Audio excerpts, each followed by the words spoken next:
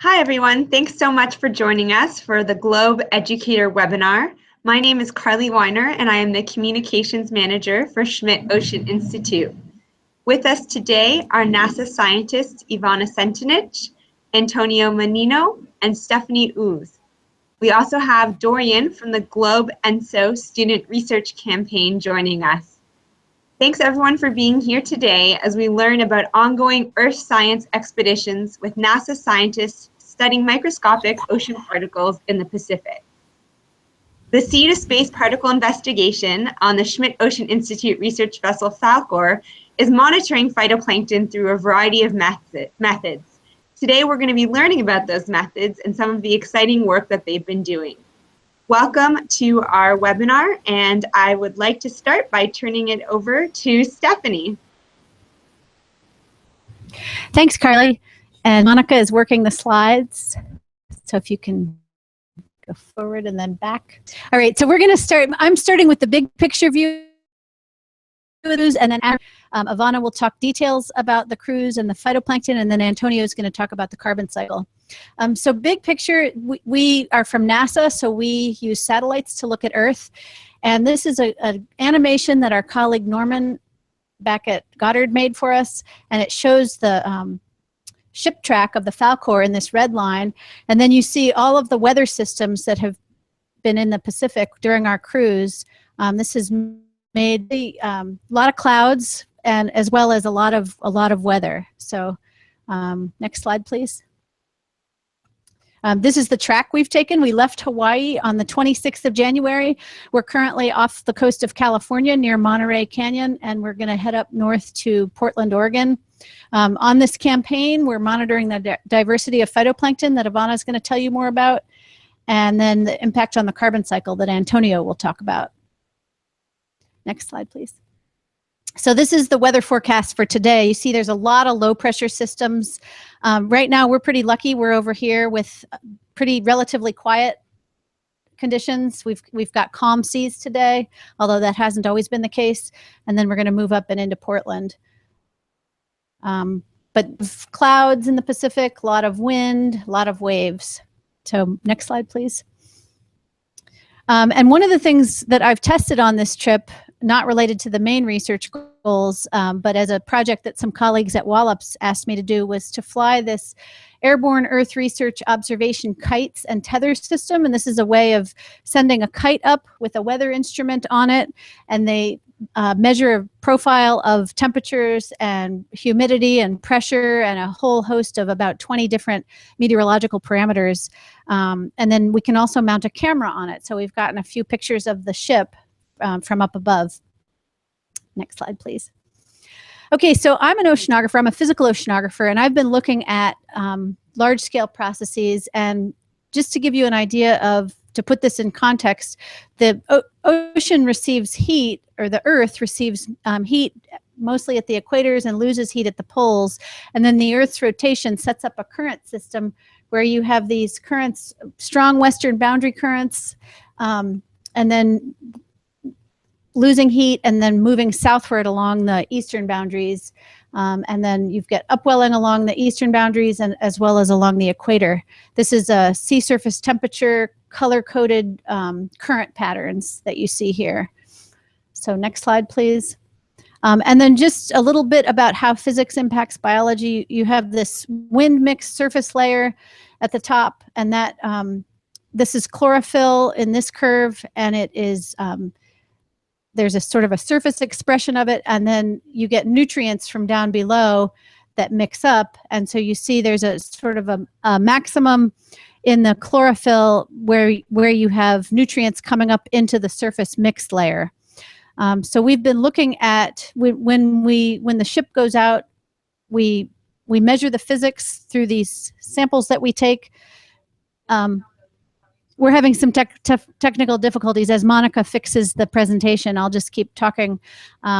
Basically, we are trying to connect what we see from satellite to what we're measuring in the ocean. And so I was trying to describe to you the physical processes that lead to phytoplankton blooms. And then we see the phytoplankton blooms from satellite by the color of the ocean. And if you noticed on that slide that I was showing with the vertical profile, it was this one with the 2 after it. Okay. Okay. So there's we see the surface expression of the chlorophyll. Chlorophyll is the pigment in phytoplankton, but we don't see the maximum is down at depth where the nutrients are coming into the mixed layer. So that was the next slide. Yeah, so this gives you an idea of, there's light entering the ocean. Plants, phytoplankton needs sunlight and nutrients, and this purple line shows that you have more nutrients in the deep water, and then they get used up when they make it up into the surface. Okay, so next slide, please. So this is an animation of how satellites have measured the color of the ocean, or the pigment chlorophyll, for the past almost 20 years. We're coming up on the 20th anniversary of the first satellite to measure global ocean color. And this really revolutionized our understanding of how physical processes impact biology. You can see large-scale patterns in the subpolar areas. You have more productivity because of the way circulation works. And then in these subtropical gyres, like we've been in for this cruise, you generally have less productivity, but more along the eastern boundaries, like the California current that we're in now. Next slide, please.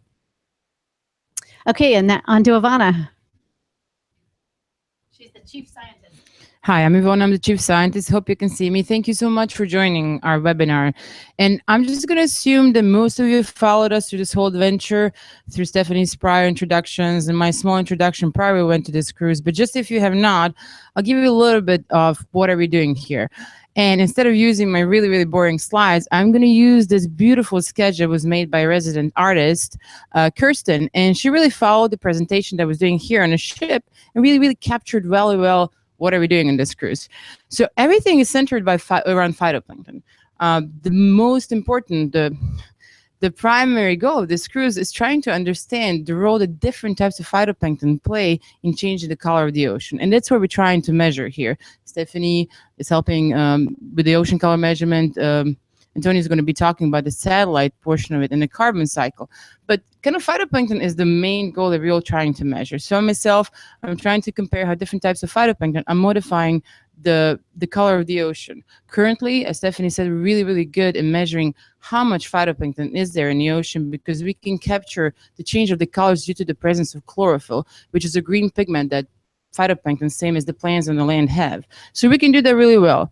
But when it comes to the miniature changes of the color spectra, we're really not doing that well. So we're hoping that the launch of the future satellite PACE that Antonio is going to be talking about is going to help us to do so. So in order to prepare, that's what we're doing in this cruise. We're trying to understand these miniature changes in the ocean color and try to relate them to the beauty and diversity of the phytoplankton.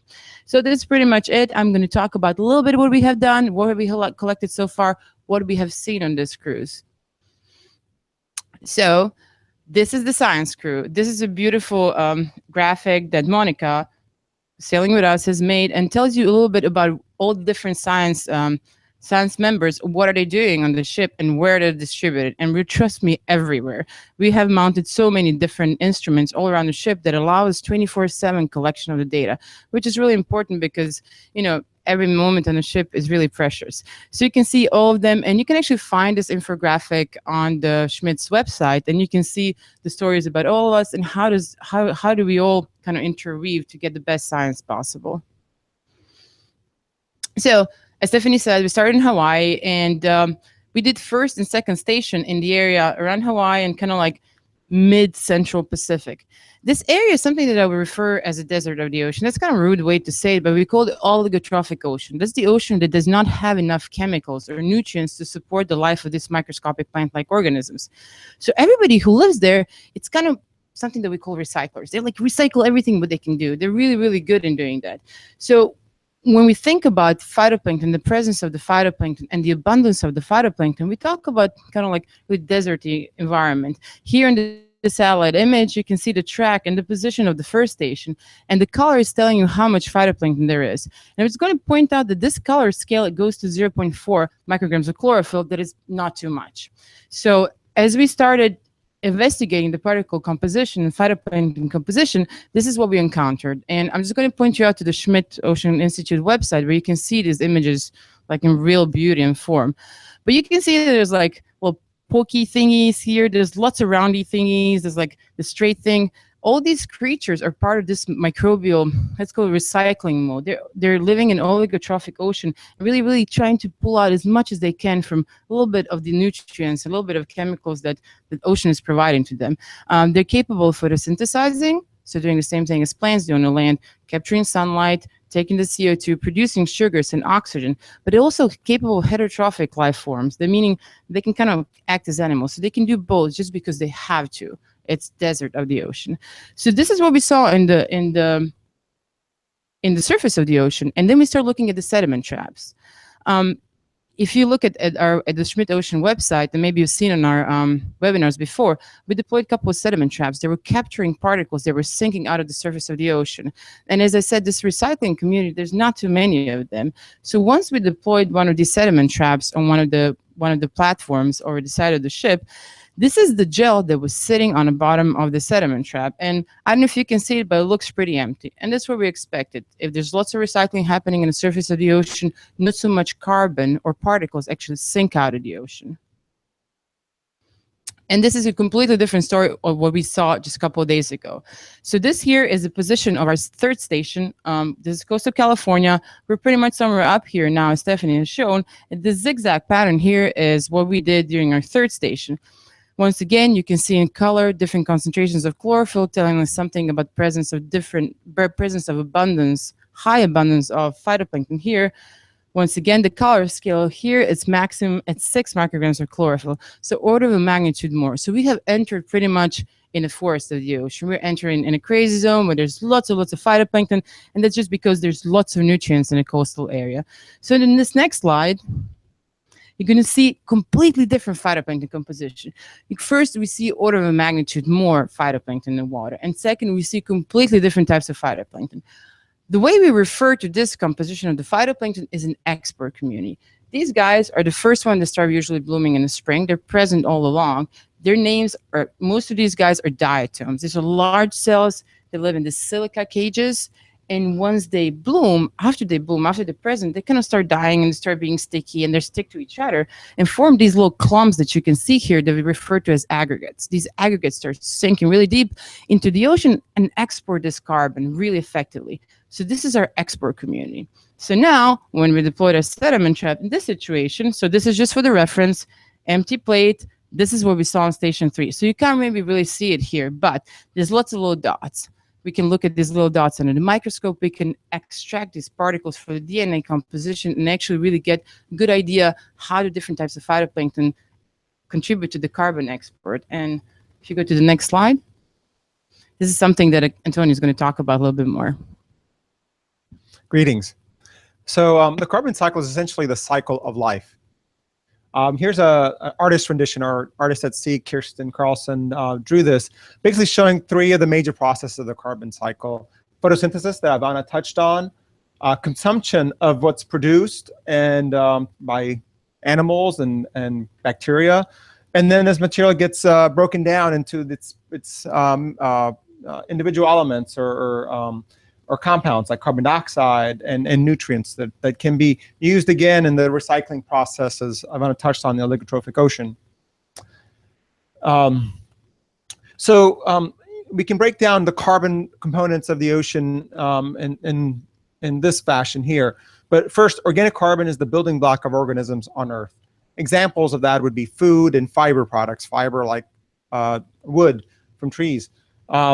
Dissolved organic carbon essentially represents the degradation products of the ocean. There are excretions from phytoplankton and other organisms. Examples that we can relate to our tea, for example. As rain falls on land, the material, the rain precipitation flows through the watershed, through the soils, and then leaches into rivers. Essentially, that's what's left over is essentially dissolved organic matter or carbon that enters the rivers and then the sea. In the ocean here in this area would be primarily derived from marine organisms. Particulate organic carbon, essentially the particles. This is the living and dead or particles that are present in the ocean. So this is the organic. The inorganic is composed of dissolved inorganic, which are things like carbon dioxide, carbonate, and bicarbonate. You might be familiar with sodium bicarbonate, essentially baking soda. So this is a very significant portion of the carbon cycle in the ocean is inorganic. The particular inorganics made of carbonate shells, things like phytoplankton. Some of them have calcium carbonate shells. Organisms called foraminifera, animals like oysters, for example. And sediments also have particulate inorganic carbon. So as Ivana alluded to, phytoplankton are the microscopic floating plants. They're abundant in the ocean and rivers and lakes. So we're all familiar with photosynthesis. It's how plants make food. Right? They take sunlight, carbon dioxide, water, and nutrients, and make oxygen, carbohydrates, proteins, and fats. Plants and phytoplankton use pigments, chlorophyll, and other pigments to absorb sunlight to produce the energy.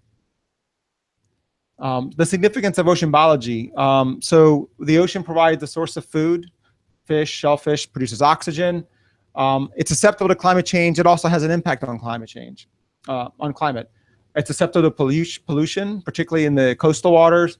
And it's a big component of the Earth's carbon cycle. Just to put that into perspective, yeah, so the production by plants on land is actually equal to the amount of production by phytoplankton in the ocean. So just a fact. So, okay, this got turned around a little bit, but so this slide just shows you the increase in carbon dioxide in the atmosphere over the past 60 years. And this slide shows part of it, shows the increase of carbon dioxide in the ocean at 2 different locations, in Bermuda, in the Atlantic, and in near Hawaii Ocean. So one of the impacts that the increase in CO2 has on the ocean is that it reduces the pH, and also it makes it more difficult for the organisms that make calcium carbonate shells to do so. Next slide. So this just shows the sources and fates of carbon dioxide emissions. You know, where it's coming from and where it goes. So the gray line shows from prior to 1900, in the late 1800s to the present, how fossil fuel and industry, fossil fuel combustion, oil, gasoline, etc., has resulted in this. These are the emissions that they've increased significantly over the past 60, 70 years. And there's also some contributions from land use change, converting forests into agricultural lands. The bottom half of this graph shows where this carbon dioxide emission ends up. The green shows what ends up on land, basically regrowth of forests over the past half a century. This purplish line represents the increase in carbon dioxide in the atmosphere that I showed in the previous slide. And then this blue is the increase in carbon dioxide in the ocean. Next slide. So this is just a simplification of the exchange of carbon dioxide between the atmosphere and ocean. There are a couple processes to discuss. So the major one is the solubility pump. Basically, this is just simple physics. There's when there's more concentration in the atmosphere of carbon dioxide than in the ocean, the carbon dioxide dissolves into the surface of the ocean, and it's a function of sea surface temperature, winds, gradient. And this big number is basically the amount of carbon dioxide that enters the ocean from the atmosphere. It's 2.6 times 10 to the 15 grams. So that's the solubility pump. That's the major factor in terms of the exchange of carbon dioxide into the ocean. The biological pump just represents the amount of carbon dioxide that phytoplankton take up and then export down to depths, which is what Ivana alluded to. There's also the carbonate pump, where organisms make calcium carbonate shells, and then they sink out of the surface layer down to depths. Carbonate pump. Oh, well, one fact. So about 1% of all of the phytoplankton production annually reaches the ocean bottom. In this area of the Pacific and the mid-Pacific, it's actually quite less than 1% for the reasons Ivana alluded to, the recycling portion of it. As we're entering the more productive waters off California, then we're closer to the 1% rate and maybe higher in certain areas. So this is just a schematic of the carbon cycle. It shows the numbers, how big certain pools of carbon are. For example, the inorganic carbon pool, this is dissolved inorganic, is a huge pool on the order of 37,000 in the deep ocean, times 10 to the 15 grams. And this is just shows the magnitude of this between the surface layer and depth is compared to the biological pump. It's on the order of 10 times greater. Next slide. So the carbon measurements that we're making here on the fall core, we're measuring essentially all the concentrations of the different carbon pools, particulate and dissolved organic carbon. Also, we're going to quantify phytoplankton carbon based on the that Ivana was showing you. We're also measuring particulate and dissolved inorganic carbon, and also rate, photosynthesis, a couple different flavors of this, and remineralization, which is basically trying to convert when we can organic carbons converted back to its mineral constituents or carbon or gases like carbon dioxide, and also the biological pump, the sinking flux of particulate and organic and inorganic carbon. So now a little bit about satellite ocean color. So the first experimental sensor that NASA launched was in the late 70s called CZCS. And we've had multiple sensors since then. But you can see these little bars represent the color bands that these satellite sensors have. And there have only been a few. The first one only had 4, and some of the most recent ones have on the order of 10 bands. The next one that we're working on is called hyperspectral, meaning it's going to have more than 100 bands. It's going to be continuous from the ultraviolet all the way from the visible and near infrared and shortwave infrared. So what ocean color is essentially the satellite instruments measure the light intensity that's coming from the ocean in specific bands or colors. What the satellite measures is related to the amount of phytoplankton and dissolved organic carbon and particles present. And so we use equations developed to calculate the amount of chlorophyll is present based on the information from a few of these bands, 2 or more typically. What is PACE? Essentially it's a satellite mission that NASA is developing currently. It's called Plankton, Aerosol, Cloud, and Ocean Ecosystem. The aim is to look at all three components of the Earth. Essentially, there's 2 goals: to extend the ocean color measurements that we've had for over 20 years, also the aerosol properties of the Earth, and cloud climate records as well. We're trying to also address some new and emerging science questions, specifically the distribution and the composition of phytoplankton throughout the ocean, and more. The significance of PACE. Okay, this isn't working quite right, but let's go ahead and click through. There are a number of aspects. Go ahead. So disaster. Okay, let's keep going all the way through to the end. Keep going. Oh no, go back. Okay, so well, this just starts trying to represent the different aspects of the Earth that will be of the ocean that PACE will address. Things like disaster monitoring, oil spills, harmful algal blooms, also the climate change, also the information that will help us to understand the food products like the fisheries, for example. And this is the website where you can get more information. I think the next one also has this website listed on here. So to learn more about what we've talked about, go to the Schmidt Ocean Institute webpage, and also the PACE website as well. And social media, Facebook and Twitter. I guess now we're moving to questions. Excellent. Thank you so much. I'm going to help to moderate some of the questions. For those of you watching, if you would like to submit a question and you can't hear you, Callie. Can you speak? Can you unmute? I am unmuted, so you should be able to hear me. Just as a reminder that you can, perfect, I can be heard, great. You can submit questions right now via Twitter @SchmidtOcean, and you can also submit questions to outreach@schmidtocean.org. So those are alternative ways of submitting your questions. So we do have one question that's already come in from Globe Argentina 1. They're asking a little bit, for some of you to elaborate a little bit about the increase of CO2 in all the oceans.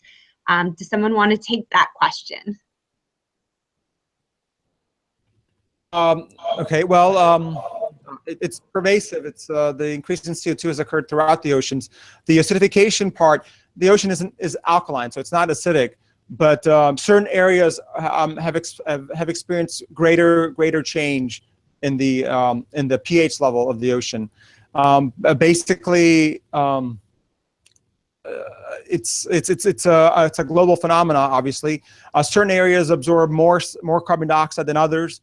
I would say the tropical Pacific, where we've been working in, would be absorbing less, just because it's warmer, and it's generally high carbon dioxide in the surface water. So you wouldn't expect a lot of carbon dioxide to exchange from the atmosphere into the ocean. Other areas that are colder have lower concentrations in the surface of the ocean.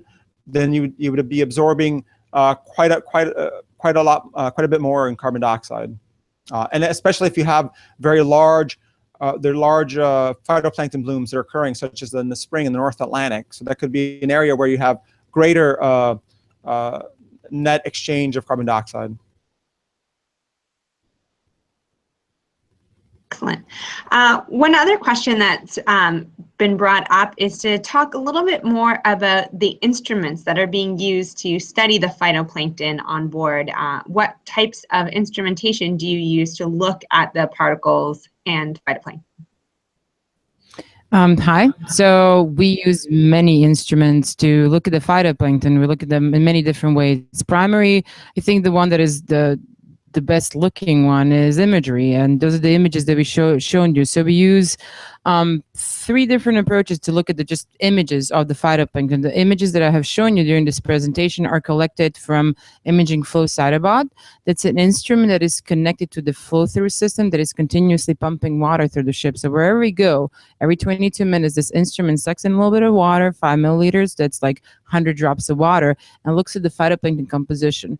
We also analyze instrument collect images from this from the ocean using this other instrument called FlowCam. It allows us a different view of these phytoplankton. We're also collecting samples for the actual microscopy that we're going to do when we get back in the lab. We use other tools to study phytoplankton diversity. We are collecting DNA, so that's going to give us a genetic information about abundance and activity of the phytoplankton. I'm going to look at the pigment composition. As Antonio said previously, phytoplankton are plants of the ocean. Similar to the plants of land, they contain many different pigments, and knowledge about that pigments can tell us something about their diversity. So we're going to look at that. We're going to also be looking at their optical properties, so their interaction with the light, not just ocean color, but their absorption properties, their scattering properties, and many different properties. We're also really interested in looking at the particle size distribution. So how does the size change between them? If you generally look at the phytoplankton in the ocean, the size can change. The comparison between phytoplankton is as comparison between the fish and size of Manhattan. So you can just imagine how important that is for all the aspects of life in the ocean, but also aspects of ocean color. How is that changing the ocean color? So we use many different tools and lots of different technology to study the diversity of the phytoplankton. Excellent. And a question as a fellow educator to those that are watching, how do you encourage students to continue to pursue careers in ocean sciences, and sometimes subjects that can be a little bit more difficult? What advice would you give other educators to encourage students? Should I answer? I'll answer. So I'm like, I did some education, so I can say, I mean, when it comes to inspiring students, I think your own love towards the science is something that inspires them the most. What I found the most rewarding is getting emails from the students. They just said that my love towards the science is what inspires them. So I think like really try to passion towards the things that you love in science into your work and things that you offer to them. I think it's also important to incorporate this kind of capabilities where you can jump on these global webinars and bring them the state-of-the-art technology and state-of-the-art science that we're doing. And things have changed a lot since I was in elementary or high school, and it's really, really wonderful opportunity for students to be able to contribute. Also, citizen science that we touched upon, and Stephanie has touched upon previously, it's a powerful tool. Quite a lot of these measurements that we have made here, there are tools that you can do with your students to collect comparative measurements and try to investigate the beauty of the diversity of the phytoplankton, the ocean color imagery, many different things. So they can, it's learning to inquire.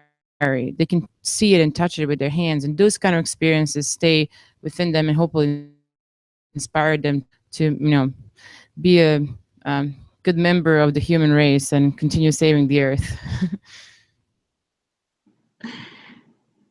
Excellent. And Antonio and Stephanie, do you have anything else you want to add to that?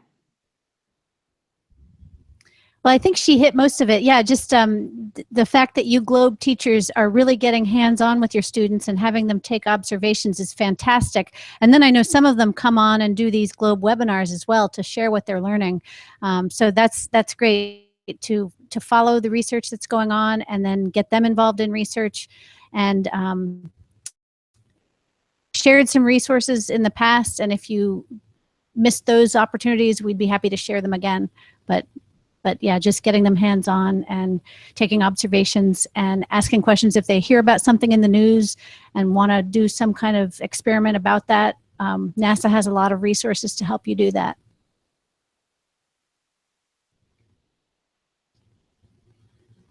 Okay, thank you very much, Ivana and Stephanie.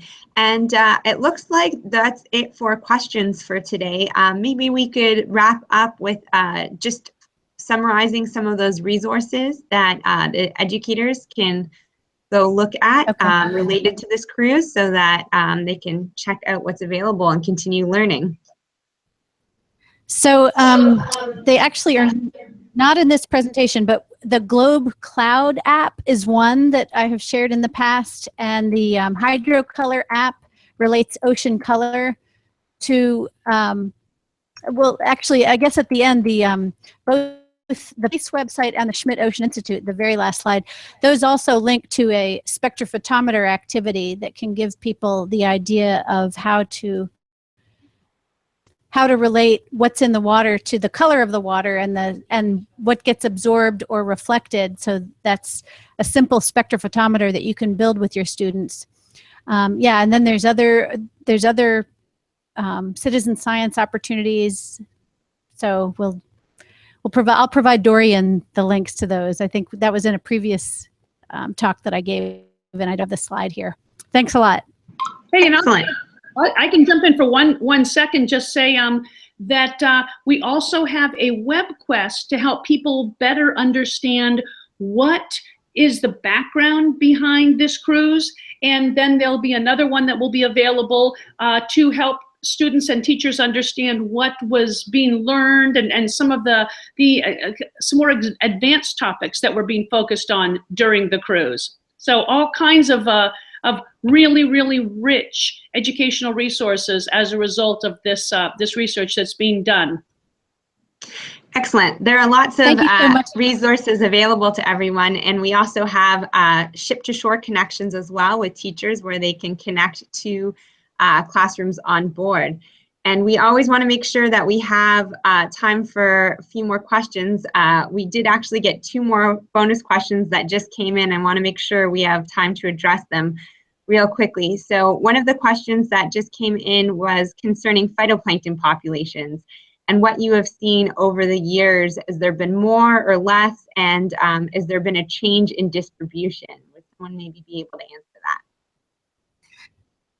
Well, that's just before answering that, I want to quickly add on to what Dorian said, because she did do those fantastic web quests. And there's a resource on the PACE website called Phytopia that, that also we meant to mention that you can go and get more resources. But yeah, phytoplankton distributions, there are a lot of studies using ocean color that have said that we see changes, but we can't tell what kinds, and that's one of the purposes of a cruise like this. And Ivana, do you want to elaborate more on that?